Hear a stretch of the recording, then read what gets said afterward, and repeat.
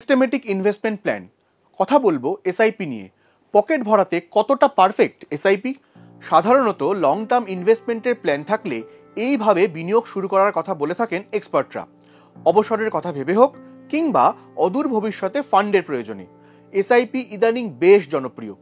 দীর্ঘমেয়াদে ইনভেস্টমেন্ট চালিয়ে গেলে এর থেকে বিপুল লাভ করা সম্ভব। এসআইপির অর্থ সিস্টেমেটিক ইনভেস্টমেন্ট প্ল্যান। প্রতি মাসে নির্দিষ্ট পরিমাণ টাকা জমানো যায় এই সিস্টেমে। নির্দিষ্ট ফান্ডে নির্দিষ্ট সময় অন্তর একটি নির্দিষ্ট অঙ্কের টাকার বিনিয়োগ আপনার ব্যাংক অ্যাকাউন্ট থেকেই নির্দিষ্ট দিনে অটো ডেবিট হয়ে যায়।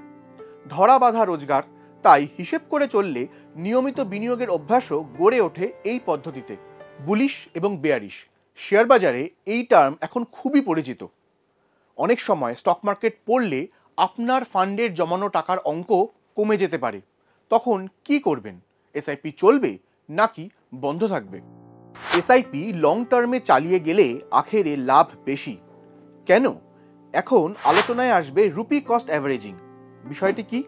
যখন মার্কেট লো তখন একটি নির্দিষ্ট পরিমাণ টাকায় ফান্ডের নির্দিষ্ট সংখ্যক ইউনিট কেনা যাবে। অন্যদিকে যখন মার্কেট হাই তখন ওই নির্দিষ্ট পরিমাণ টাকায় তার তুলনায় কম সংখ্যক ইউনিট কেনা যাবে। এর মাধ্যমে প্রতি ইউনিট পিছু গড় খরচ কমে আসে সময়ের সঙ্গে সঙ্গে। ধরা যাক ১,৫০০ টাকা প্রতি মাসে এসআইপি চলছে।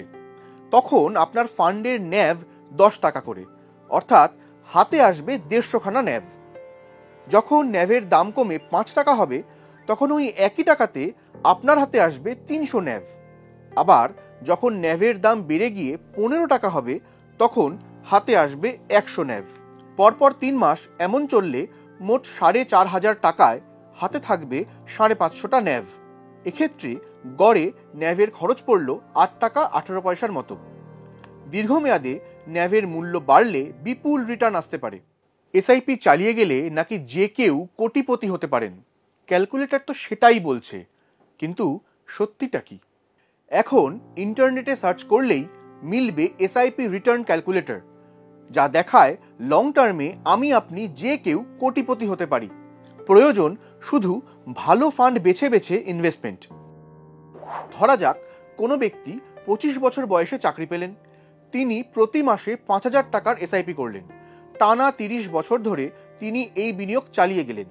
যদি প্রতি বছর ১২% রিটার্নও ধরা যায় তাহলে ৩০ বছর পরে ফান্ড দাঁড়াবে ১,৭৬,৪৯,৫৬৯ টাকা। তবে শর্ত একটাই, এই ৩ দশকে ওই ফান্ড থেকে কোনো টাকা তোলা যাবে না। রিটার্নের হার এদিক ওদিক হলে ফান্ড আরও বাড়তে পারে অথবা কমেও যেতে পারে, কিন্তু এটুকু ঝুঁকি তো যে কোনো বিনিয়োগেই থাকবে, তাই না? এ তো গেল অঙ্কের কথা। এমন হিসেব ইন্টারনেটে অ্যাপে হাজারও মিলবে, কিন্তু সবকিছু কি অঙ্ক মেনে হয়? দীর্ঘ ক্যারিয়ারে আপস অ্যান্ড ডাউনস থাকবে। বয়সের সঙ্গে সঙ্গে বাড়বে খরচ, রোজগারও বাড়বে। তাই প্রতিনিয়ত ফিনান্সিয়াল প্ল্যানিং জরুরি। এসআইপির সঙ্গেই আরও একটি বিষয় শোনা যায়, এসআইপি টপ আপ। সামর্থ্যে কুলোলে প্রতি বছর বা ২ বছর অন্তর সামান্য পরিমাণে এসআইপি বিনিয়োগের পরিমাণ বাড়াতে পারেন আপনি। এটাই টপ আপ প্ল্যানিং। অর্থাৎ সময়ের সঙ্গে সঙ্গে বিনিয়োগও বাড়বে আর ভবিষ্যতেই হাতে রিটার্নও আসবে সেই অনুপাতেই। অবশ্য রিটার্ন নির্ভর করে নানা বিষয়ের ওপর, তার মধ্যে অন্যতম কী ধরনের ফান্ড বেছে নেওয়া হচ্ছে সেটাও। এক্ষেত্রে প্রত্যেকের প্রয়োজন এবং লক্ষ্য অনুযায়ী ফান্ড বাছতে হয়। নিজে এই বিষয়ে পারদর্শী না হলে এক্সপার্টের সাহায্য নেওয়া মাস্ট। এক্সপার্ট না হয় হেল্প করবে, কিন্তু নিজেকে কিছু বিষয় তো জানতেই হবে। এসআইপি শুরু করার আগে কোন কোন বিষয় অবশ্যই মাথায় রাখবেন? যে কোনো জায়গায় লগ্নি নয়। সেবির অনুমোদন রয়েছে এমন কোনো প্ল্যাটফর্ম বেছে নিন লগ্নি করার জন্য। এখন একাধিক ব্যাংক এবং অ্যাপ বেসড ইনভেস্টমেন্ট প্ল্যাটফর্ম রয়েছে। সুবিধে মতো বেছে নিয়ে শুরু করতে পারেন লগ্নি। রিটার্নের হিসেব খুবই জটিল, তবে সিএজিআর নাকি এক্সআইআরআর, কোন রিটার্ন আসলে কি সেটাও দেখে নিতে হবে। খুব সহজে বলতে গেলে এক্সআইআরআর এর অর্থ extended internal rate of return, যেখানে আলাদা আলাদা সময়ে লগ্নি ঢোকে এবং বেরোয়। সেই লগ্নির রিটার্ন হিসেবের জন্য এই পদ্ধতি ব্যবহার করা হয়। যেমন এসআইপি ইনভেস্টমেন্ট, এখানে 5 বছর ধরে কোনো এসআইপি চললে একটি মাসের লগ্নি এক সময় ধরে বাজারে খেটেছে। অন্যদিকে রয়েছে সিএজিআর, এর অর্থ কম্পাউন্ড অ্যানুয়াল গ্রোথ রেট। কোনো একটি লগ্নির ক্ষেত্রে বার্ষিক বৃদ্ধির হার মাপা হয় এই পদ্ধতিতে। এসআইপি এর সঙ্গেই আসে মিউচুয়াল ফান্ডের কথা, আর মিউচুয়াল ফান্ডের কথা উঠলেই ইনভেস্টের আগে দুটো বিষয় জেনে রাখা মাস্ট। কত টাকা বিনিয়োগ করছেন আর কত রিটার্ন আসছে, এর মাঝে দুটি বিষয় আমরা হিসেব করতে প্রায়শই ভুলে যাই, যেগুলি দীর্ঘমেয়াদে অত্যন্ত গুরুত্বপূর্ণ। একটি হলো এক্সপেন্স রেশিও। যে কোনো মিউচুয়াল ফান্ডের ম্যানেজিং এবং অপারেটিং ফি এটি।